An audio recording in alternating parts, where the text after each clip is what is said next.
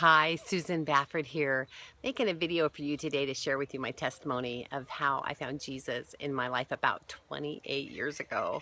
May 8th, 1987, I found myself at an Amway event in Ogden, Utah.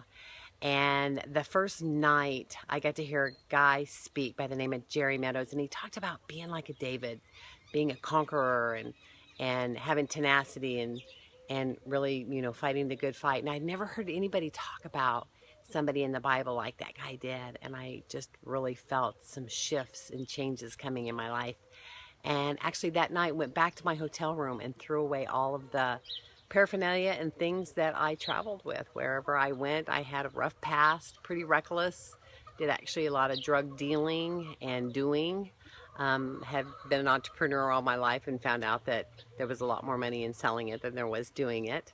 So I did a fair share of both, but I did throw it all away in one evening. And then with that Sunday morning, they had a non-denominational church service there in the arena, and that's where I gave my life to Christ. And have never really looked back walked away from all the stuff in those moments, and have had, of course, not an easy super life, but that's where my journey kind of began with Jesus.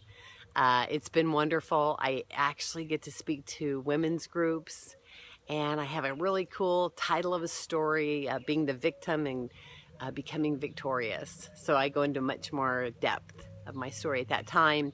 It's been an amazing time and journey, and every day I'm just super thankful that he chose me, and he chose you as well.